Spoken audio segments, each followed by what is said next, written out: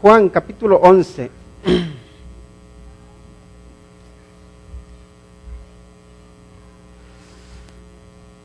Cuando lo tengan, dicen amén y empezamos ya. Muy bien, Juan capítulo 11, John chapter 11, 18. Juan capítulo 18, no, John chapter 18, from 1 through 11. Así sí.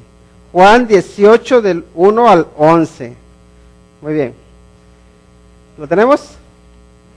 Ahora sí. Juan 18 del 1 al 11. Dice la palabra de Dios.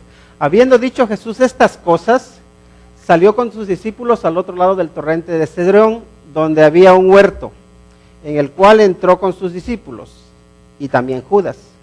El que le entregaba conocía aquel lugar, porque muchas veces Jesús se había reunido allí con sus discípulos. Judas, pues, tomando una compañía de soldados y alguaciles de los principales sacerdotes y de los fariseos, fue allí con linternas y antorchas y con armas. Pero Jesús, sabiendo todas las cosas que le habían de sobrevenir, se adelantó y les dijo: ¿a quién buscáis? Le respondieron: a Jesús Nazareno. Jesús les dijo: yo soy.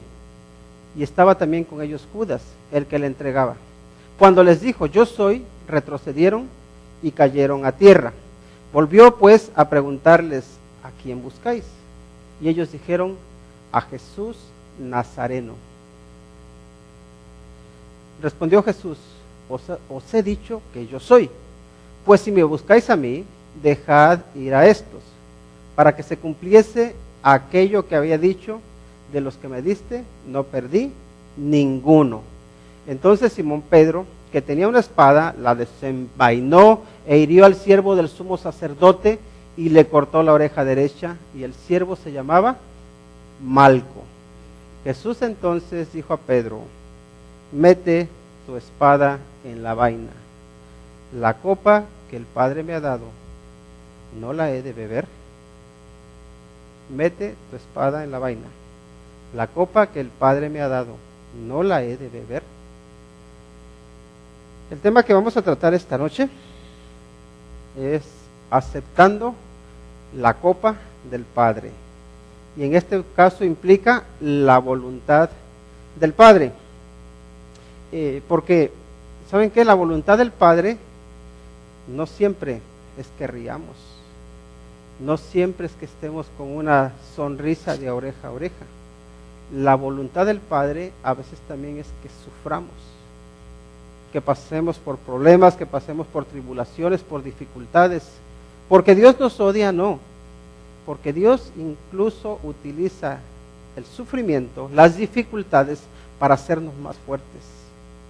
Pero no solamente más fuertes en lo físico, sino para hacernos más fuertes espiritualmente, en la fe, en nuestra confianza. Porque imagínense, que todo nos fuera bien en la vida, que nunca tuviésemos un problema. ¿Creen que eso nos iba a ayudar a confiar más en Dios? En realidad no. En realidad íbamos a ser unas personas que no tendríamos una fe probada, que no tendríamos una fe pasada por fuego, que no tendríamos una fe purificada. ¿Por qué? Porque todo va sobre ruedas. Y cuando todo me va bien, sí, cualquier cosa nos sirve. Pero cuando no todo va bien, entonces sí necesitamos afianzar nuestra fe en Dios. ¿Y saben qué? La copa que Dios nos da, hay que aprender a aceptarla. Pero lo importante es saber cómo aceptarla. Cómo aceptamos la copa que el Padre nos da. Y bueno, vamos a ver un poquito de lo que estaba pasando. Fíjense cómo dice el versículo 1, que habiendo dicho Jesús estas cosas, recuerden que él acababa de orar, ¿verdad? Acababa de orar primero glorificando al Padre, pidiendo por sus discípulos y pidiendo por los que habían de creer. Entonces, una vez que él terminó de orar, nos dice ahí, que dice, salió con sus discípulos al otro lado del torrente de Cedrón, dice, donde había un huerto, en el cual entró con sus discípulos. Y aquí lo que tenemos es que, ya saben que por un lado, ahí en Jerusalén, por un lado tenemos donde está el templo. Uno baja, hay un torrente ahí le llaman el torrente de Cedrón, luego empieza uno a subir y ahí está lo que se llama el Monte de los Olivos. Y ahí en el Monte de los Olivos, que es lo que estamos viendo ahí en la pantalla, había un huerto. Y ese huerto, aquí no nos lo dice Juan, pero era el huerto de Getsemaní. Y más o menos se mira así ahora el huerto de Getsemaní. Ahora es un lugar muy turístico y de hecho no permiten que la gente entre a tocar los olivos. ¿Por qué? Porque los quieren mantener protegidos para que no adquieran ninguna enfermedad. Y dicen que hay ahí algunos olivos y están muy, muy anchos. Miren nada más la anchura de ese olivo, y que tienen algunos que son desde la época en que el Señor Jesucristo fue allí. Entonces es muy interesante ver lo que pasa ahí, o lo que hay allí.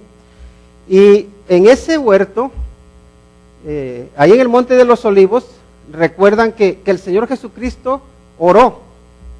Recuerdan que Él oró y que su oración fue tan profunda, fue tan intensa, que dice la Biblia que le salían gotas de sangre. Ahí también es donde los discípulos, donde Jacobo, Pedro y Juan, ¿qué hicieron? Se durmieron. Cuando tenían que estar orando, acompañando al Señor Jesucristo, se durmieron orando. ¿Por qué? Porque les embargaba mucho la pena, porque estaban muy tristes. Pero me parece interesante que Getsemaní, dice, es un lugar que el Señor Jesucristo frecuentaba con sus discípulos. Ahora la pregunta es, ¿qué significa Getsemaní? ¿Por qué es tan importante Getsemaní? Getsemaní primero sabemos que está ahí en lo que le llaman el torrente de Cedrón. El torrente de Cedrón era ahora explicaré de por qué se llama, qué significa Getsemaní, pero antes de eso, en el torrente de Cedrón, ese era un arroyito que durante el invierno lleva algo de agua, pero en el verano casi está seco. Ahora, los sacerdotes, especialmente los levitas, los desechos que había en el templo los tiraban allí. Entonces, podemos decir que Jerusalén de alguna manera utilizaba ese torrente un poco para aguas negras. Y entonces Cedrón, algunos interpretan que significa eso, valle negro, o valle un poco de la podredumbre, ¿no? Entonces, valle negro, valle de sombras, porque no solamente se llama torrente de Cedrón, que sí que está el torrente de Cedrón, que es el pequeño arroyuelo, pero también, si vemos en el Antiguo Testamento, se habla del valle de Cedrón.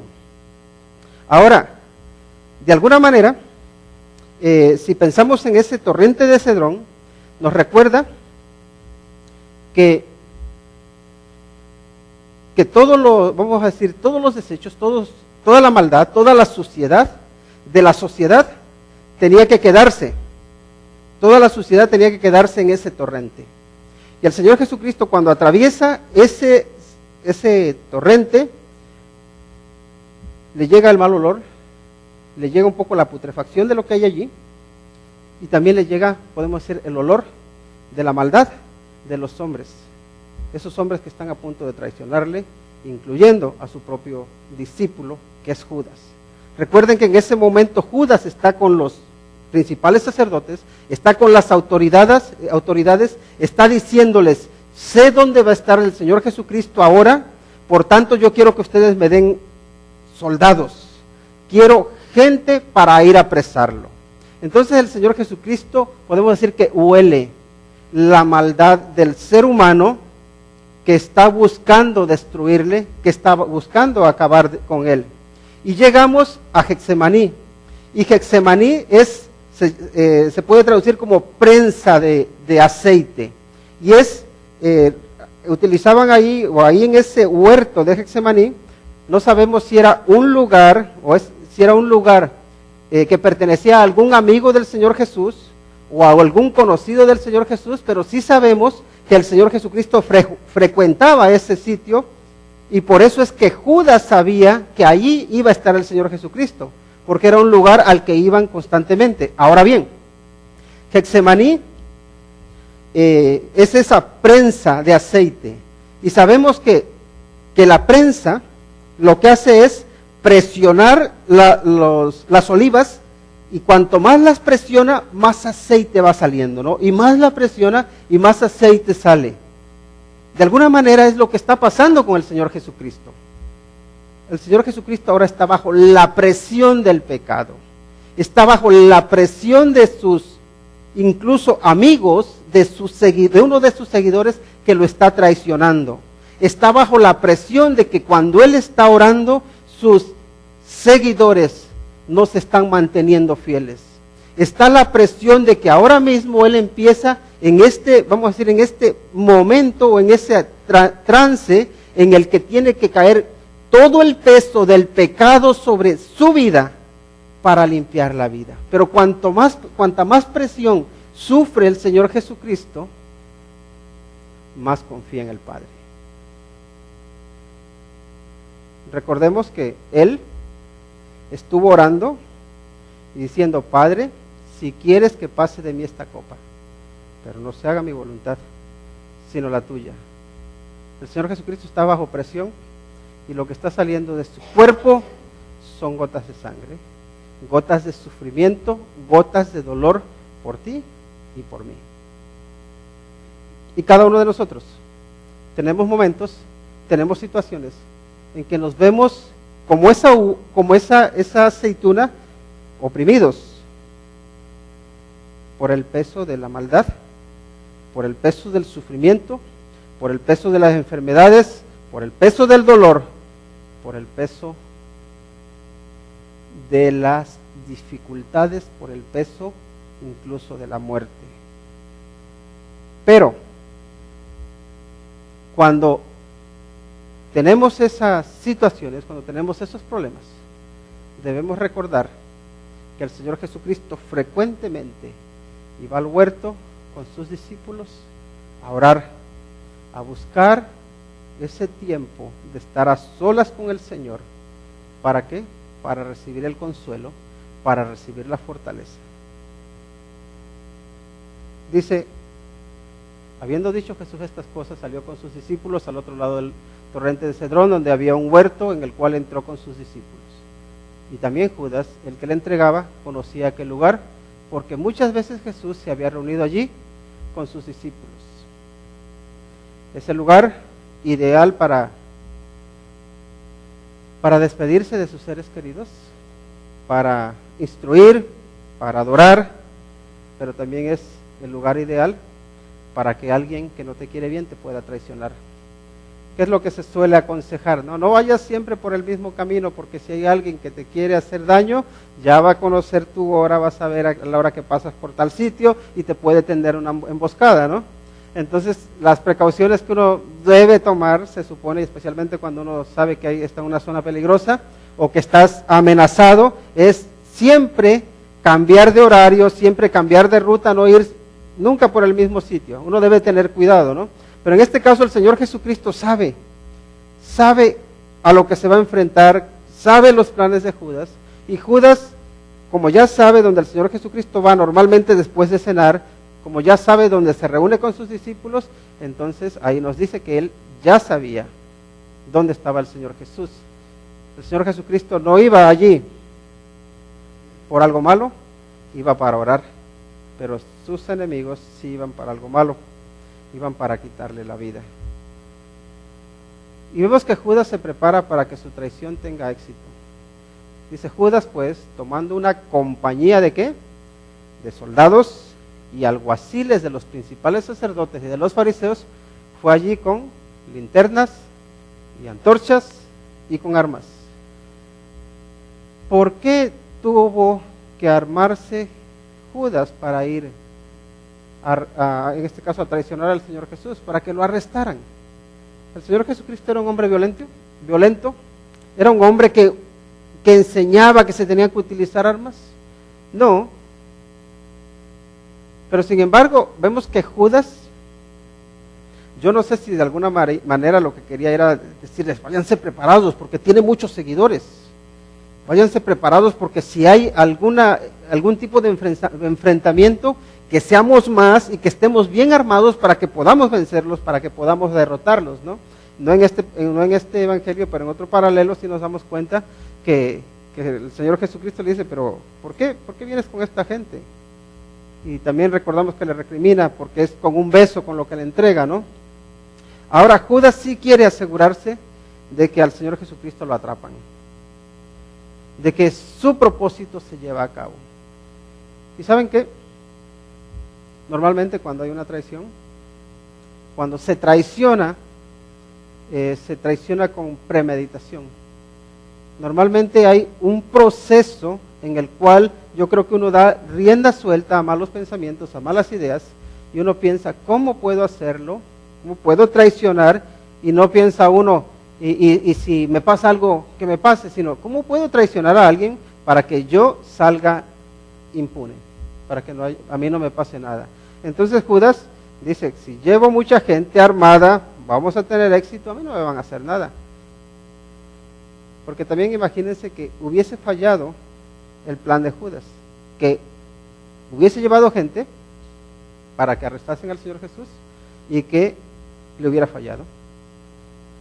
Iba él a poder presentarse ante el Señor Jesús nuevamente, ya habría quedado como el traidor, como el engañador, se habría quedado sin amigos y se habría quedado también por otro lado como alguien menospreciado por los que eran sus enemigos reales, a los que él estaba entregando al Señor Jesucristo. Pero Judas sabemos que sí tiene éxito. Y tiene éxito no porque sea más listo que el Señor Jesús. ¿Y saben? Nosotros si decidimos o si pensamos hacer el mal, puede ser que tengamos éxito en hacer el mal, pero no porque seamos más listos que Dios, no porque podamos engañar a Dios, sino porque estamos cayendo en nuestra propia trampa, porque somos demasiado listos. Porque el ser demasiado listo no es que seamos muy inteligentes, significa que somos tontos. Significa que hemos sido cegados por nuestro egoísmo, por nuestra maldad, porque el diablo nos ha engañado. Y porque entonces nosotros mismos nos tendimos una trampa. Pero por otro lado sabemos que el Señor Jesucristo permite que la traición de Judas tenga éxito porque es Él el que tiene el control. Eso es algo importante. Jesús se adelanta para enfrentar su destino. No lo llevan, va. No es lo mismo que te lleven a que vayas. Porque cuando te llevan, vas por la fuerza. Pero cuando vas de forma voluntaria. Y aquí es importante, es importante destacar esto. ¿Por qué? Porque podríamos nosotros ver al Señor Jesucristo como una víctima. Y de hecho mucha gente lo ve así, lo ve como una víctima de quién, de las autoridades, lo ven como una víctima de los gobernantes, lo ven como una víctima del pueblo, de su gente, incluso una víctima del mismo Judas, porque dice, y de hecho muchas veces dicen, como tú quieras decir la verdad, te va a pasar lo mismo que al Señor Jesucristo. Porque nadie que quiera decir la verdad, especialmente si se mete con las autoridades, va a salir victorioso. Entonces aquí algunas personas ven que el Señor Jesucristo fue una víctima de su tiempo, de sus circunstancias, de su contexto social, de su contexto cultural. Pero no se dan cuenta, y hay que darse cuenta de que el Señor Jesucristo no fue una víctima. Él fue quien conscientemente llevó a cabo un plan que había trazado desde la eternidad. Cristo cumplió con un plan, era un plan de redención, un plan de salvación que Él, podemos decir, en conjunto con su Padre y con el Espíritu Santo, ya había planeado desde antes de la fundación del mundo. Por eso hay en Marcos donde dice, a la verdad el Hijo del Hombre va, dice, a la verdad el Hijo del Hombre va, no lo llevan, dice, pero hay de aquel por quien el Hijo del Hombre es entregado. Entonces por un lado vemos que su voluntad soberana se cumple, pero por otro lado también vemos que Él no obliga, en este caso a Judas, a que lo traicione. Porque entonces decimos, es que Él está llevando a cabo su plan, entonces de alguna manera Judas es solamente un objeto que Él está utilizando para llevar a cabo su plan. Y Dios sí está utilizándolo para llevar a cabo su plan, pero le está dando en ese proceso la libertad de que elija traicionar o no traicionar. Y ahí está esa, podemos decir, ese equilibrio que tiene que hay entre la libertad que Dios nos da para actuar y su soberanía, que no hay nada que lo pueda tomar a Él por sorpresa. Entonces el Hijo del Hombre va, no lo llevan. El Señor Jesucristo va, el Señor Jesucristo viene a ti. Y eso también podríamos pensarlo, meditarlo, llevarlo a nuestra vida. ¿Saben qué? Muchas veces nos llenamos de soberbia y decimos, o no de soberbia, pero a veces decimos, es que yo recibí al Señor Jesucristo, lo cual es verdad. Nosotros recibimos al Señor Jesucristo, pero ¿cuándo lo recibimos? Cuando Él viene a nosotros. Porque Él viene a nosotros y entonces nosotros le abrimos la puerta de nuestra vida, de nuestro corazón. Pero es esa acción que Él inicia, porque de hecho Él produce en nosotros incluso la fe. De manera que nosotros lo que podemos decir es que somos receptáculos de su gracia. Le recibimos, pero Él es el que va. La iniciativa es suya. Entonces miren cómo dice, pero Jesús, sabiendo todas las cosas que le habían de sobrevenir, se adelantó y les dijo, ¿a quién buscáis? Le respondieron, a Jesús Nazareno. Jesús les dijo, yo soy. Y estaba también con ellos Judas, el que le entregaba. Pero miren lo que sucede. Cuando les dijo, yo soy, retrocedieron y cayeron a tierra. Ese es un pasaje que a mí siempre me llama la atención. Digo, ¿cómo es eso? Los enemigos retroceden y caen a la tierra ante Jesús. De alguna manera veo una anticipación de lo que va a suceder en el futuro cuando el Señor Jesucristo venga en gloria. Cuando Él se manifieste de forma poderosa. ¿Saben qué? Toda rodilla se tiene que doblar delante de Él. Toda rodilla. Da igual que tengas reumas. Da igual que te duelan las rodillas, que lo que nos pase. Dicen, no hay opción, no hay alternativa. Toda rodilla se doblará. Y aquí son los enemigos de Cristo Jesús, son aquellos que vienen dispuestos a apresarlo, a llevarlo, a entregarlo a la muerte. Y cuando Él les dice, yo soy, retroceden y caen a tierra. Pero es esa frase, yo soy. ¿Quién es el yo soy? ¿Qué les habrá recordado? ¿Qué les habrá pasado por la mente? ¿O qué produjo en su ser? ¿Qué produjo en su cuerpo? De alguna manera veo como que hay un poder que los hace retroceder. Y es que cuando está diciendo yo soy, les está haciendo ver que se están enfrentando a Dios. Recuerdan que cuando Moisés iba a ir a enfrentarse a Faraón, le dijo, oye, tú me estás mandando, y si Faraón me dice, ¿quién te envió? ¿Yo qué le voy a decir? Dile, yo soy, te envía. Y ahora es lo mismo que está haciendo el Señor Jesús. Yo soy, dice.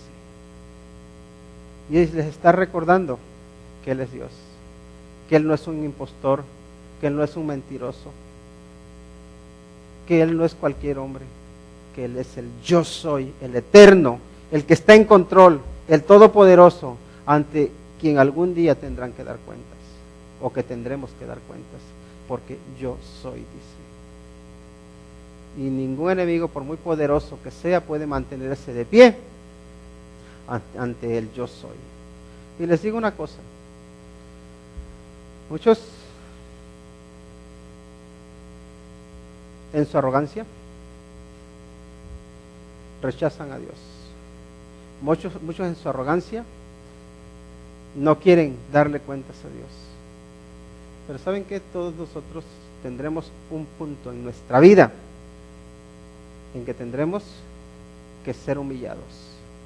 Y en esa humillación o bien vamos a rendirnos ante Él o lo vamos a rechazar y vamos a amargarnos.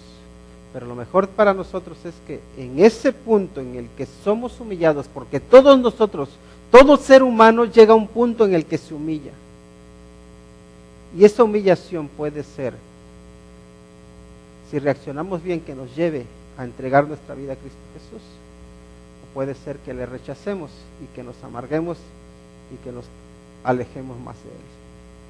Pero toda rodilla, todo ser humano tiene que humillarse ante el yo soy. ¿Por qué? Porque a nosotros el tiempo nos pasa factura, porque por unos cuantos años estamos muy fuertes, pero luego llega el tiempo en que ya no somos tan fuertes, en que ya no podemos depender de nosotros mismos, pero Él es eterno, Él es el yo soy. Él es el que no cambia, el que no se debilita, el que está allí esperando nuestro tiempo, porque Él habita en la eternidad. Está esperando nuestro tiempo, no el suyo. Seguimos. Jesús protege a los suyos. Y eso es algo que, primero si ven, el Señor Jesucristo, en el capítulo 17, vemos que Él ora, ¿verdad? ¿Lo ven pidiendo por Él? No está pidiendo por Él. Primero su oración se dirige a glorificar a Dios, después su oración se dirige a pedir por los discípulos y después su oración se enfoca en pedir por los que van a creer. Está preocupado por el futuro, por el bienestar de aquellos que son sus seguidores. Sin embargo, es Él el que está a punto de ir a la muerte, está a punto de ir a la cruz. Porque ¿saben qué? Él tiene algo en su mente, algo en su propósito, que es el protegerte a ti, el protegernos, el defendernos, el cuidarnos. Volvió pues a preguntarles: ¿a quién buscáis? Y ellos dijeron: a Jesús Nazareno. Jesús, al que distinguen porque era de Nazaret. Respondió Jesús: os he dicho que yo soy. Dice: pues si me buscáis a mí dejad ir a estos, para que se cumpliese aquello que había dicho: de los que me diste, ¿qué dice? No perdí ninguno. Wow. De los que me diste no perdí ninguno. Aquí, ¿qué podemos ver en el Señor Jesucristo? Podemos ver en el Señor Jesucristo que Él es cumplidor.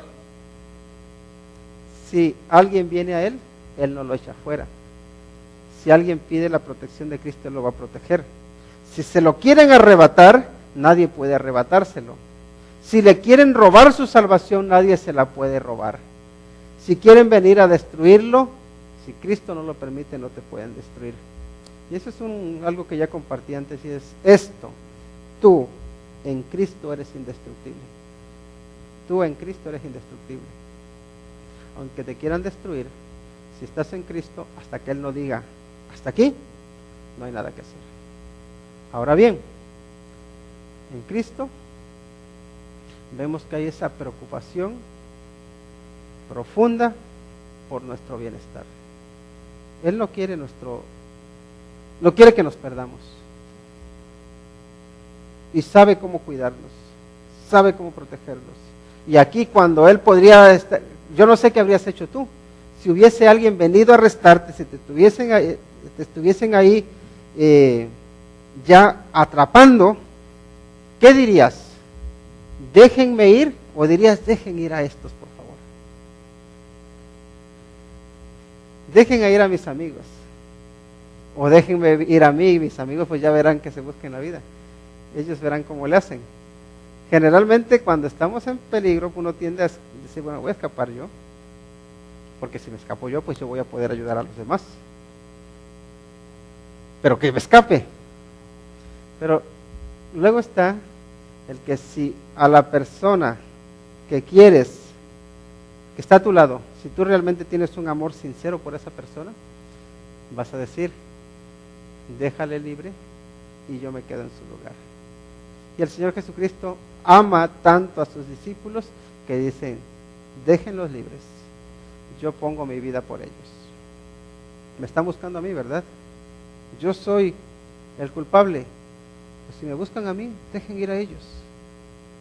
Y ahí vemos esa preocupación del Señor Jesucristo por salvar la vida a sus discípulos, incluso entregando la suya. Eso es amor, eso es entrega, eso es sacrificio.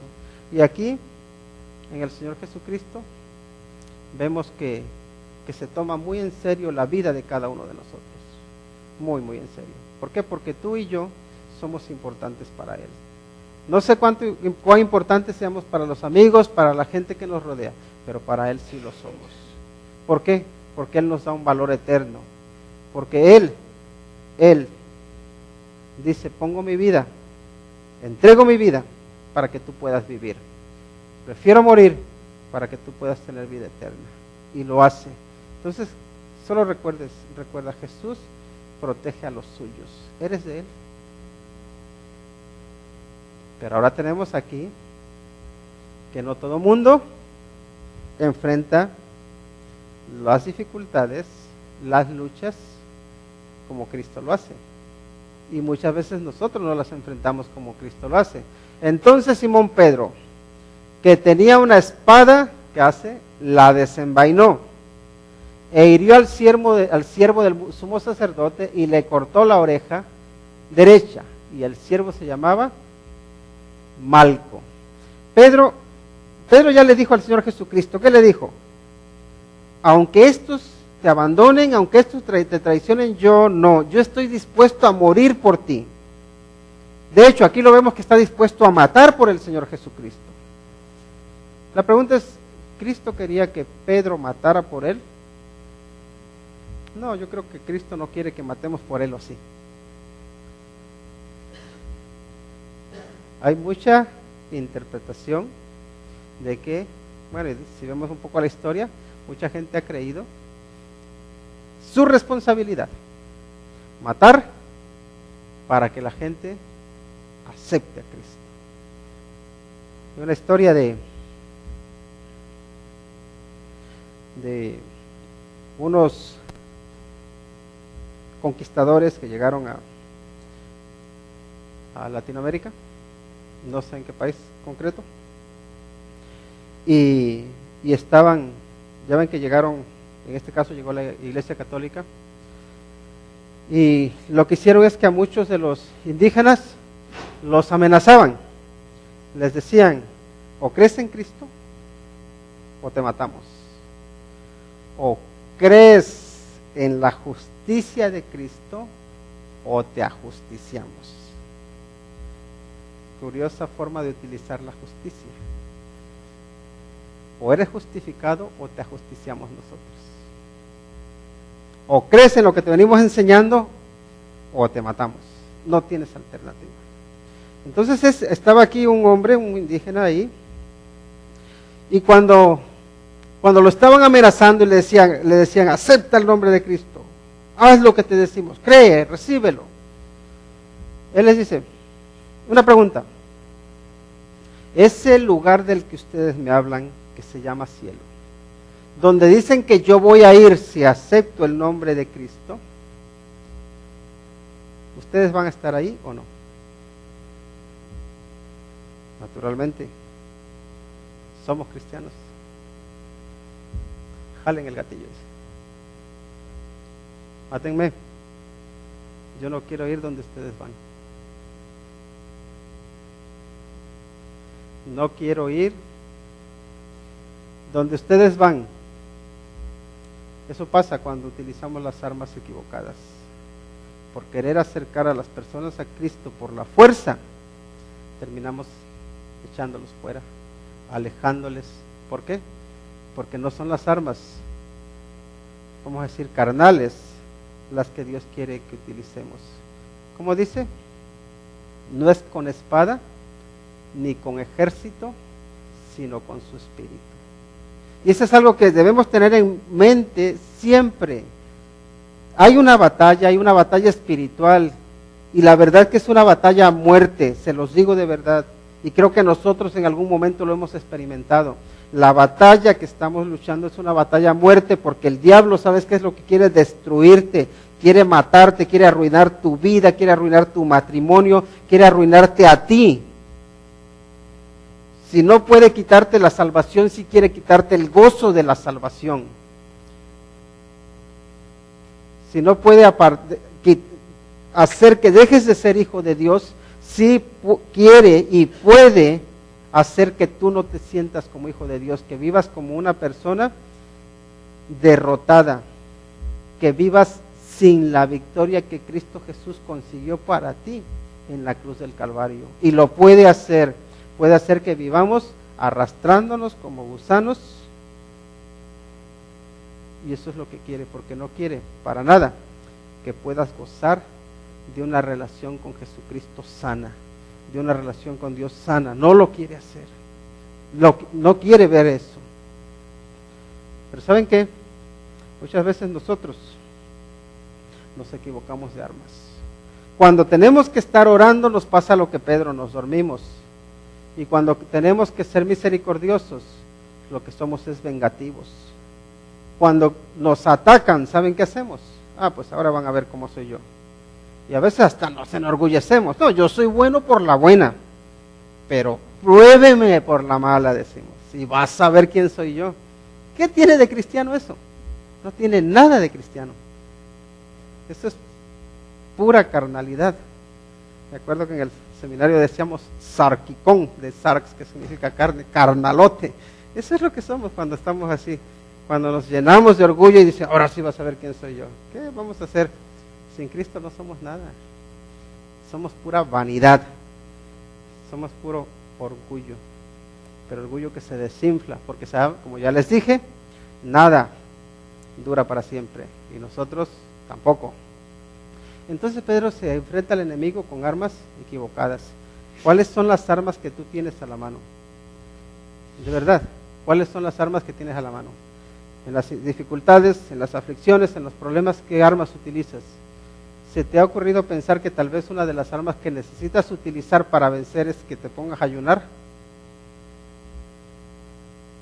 ¿Que deberías pasar más tiempo orando? ¿Que deberías pasar más tiempo leyendo la palabra de Dios? ¿Que deberías pasar más tiempo meditando? ¿Que deberías pasar más tiempo perdonando? ¿Que deberías pasar más tiempo bendiciendo? ¿Que deberías de dejar de desear el mal para los demás? ¿Que deberíamos dejar de ser tan orgullosos? Se nos ocurre que tenemos muchas armas a nuestra mano y que no las utilizamos. ¿Saben por qué? Porque somos muy carnales, porque somos como Pedro, porque queremos las cosas a nuestra manera, no a la manera de Dios. ¿Cómo estás enfrentando a los gigantes, a tus enemigos? ¿Cómo? El Señor Jesucristo le dice, ¿rehusaré beber la copa que el Padre me da? Lo que está diciéndole es, ¿voy a despreciar lo que Dios me da? Me recuerda mucho lo que Job le dice a su mujer. ¿Recuerdan a Job, verdad? Job fue un hombre que sufrió mucho, que pasó mucho, sus hijos fallecieron, sus riquezas, recuerden que las perdió. Y al final, su mujer ya estaba desesperada. Yo no sé si de verlo sufrir tanto, no sé qué, ella también me imagino que estaba pasando por mucho sufrimiento, ¿no? Y de alguna manera lo que hace es recriminarle, con todo lo que te ha pasado, todavía sigues ahí buscando a Dios. Por desgracia, a veces hay mujeres que le dicen eso a sus maridos. ¿Qué haces tanto buscando de Dios, tanto iglesia? ¿Ya no te cansas o qué? O también los hombres a las mujeres también. ¿Qué vas a hacer con esos hipócritas? ¿Qué te crees que eres muy santa? ¿Qué te crees que eres mejor que yo? Y tantas críticas que se les hacen. Y ella le dice, ya maldice a Dios y muérete. La mujer diciéndole eso a su marido. Suena hasta gracioso, ¿verdad?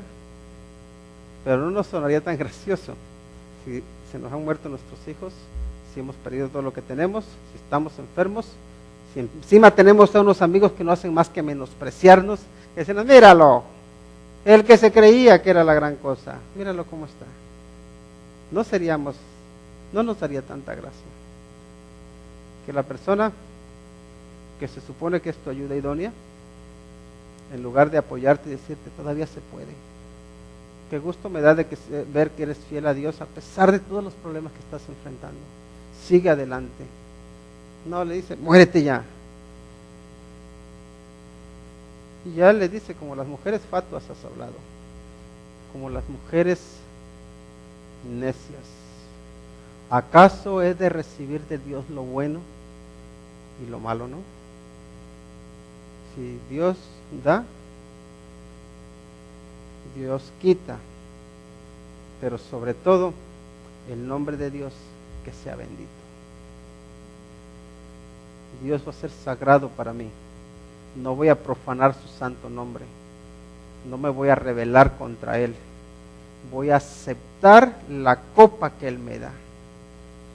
Porque con la copa que Él me da,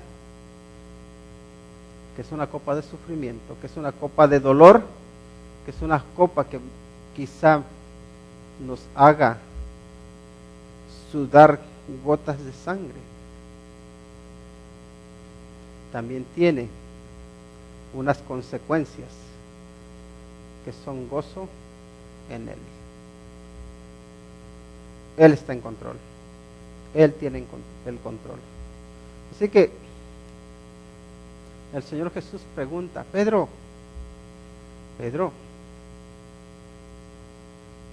¿acaso no he de recibir lo que el Padre quiere para mí? Claro que lo he de recibir.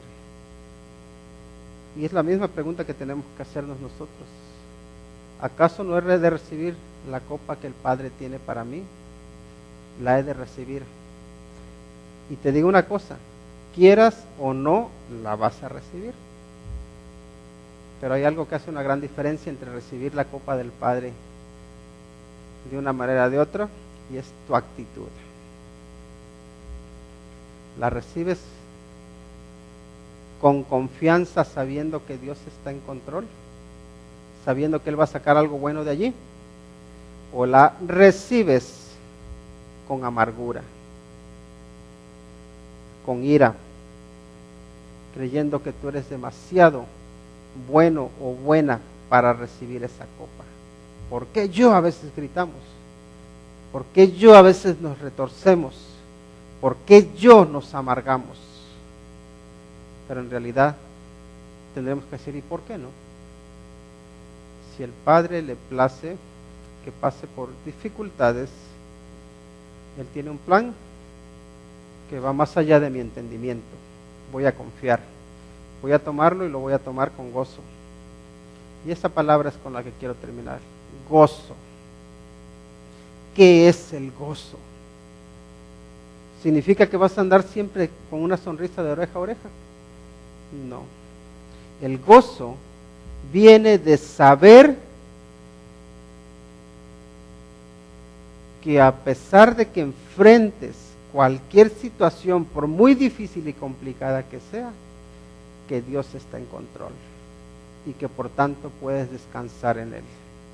El gozo viene de la gracia de Dios derramada sobre tu vida, cuando te hace que camines sobre las aguas, sobre las olas, sobre la tormenta, cuando tienes todas las razones del mundo para estar hundido o para estar hundida. Puedes confiar, podemos confiar. Podemos caminar sobre las aguas como Pedro caminó sobre las aguas, cuando tenemos los ojos puestos en Cristo Jesús. Vamos a orar. Padre, gracias te damos.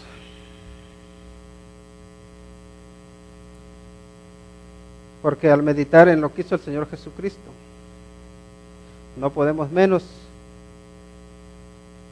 que agradecerte, que decir: Señor, gracias por la obra que hiciste en la cruz del Calvario. Gracias, Señor, por haber ido a Getsemaní para sufrir esa presión, para enseñarnos que se puede vivir bajo presión y seguir confiados, y tener paz, y tener gozo, y tener esperanza, y estar en paz contigo. Señor, si hay alguien aquí que aún no tiene paz contigo, te ruego porque tú toques su corazón y que le llenes de tu paz, que le llenes de tu fortaleza, de tu sabiduría. Y Señor, en el nombre de Cristo Jesús, te rogamos porque cada uno de nosotros tomemos el vaso que tú nos das y que lo veamos confiando en ti, porque tu voluntad es buena, agradable y perfecta. Queremos andar conforme a ella. Es en Cristo Jesús que te lo pedimos. Amén.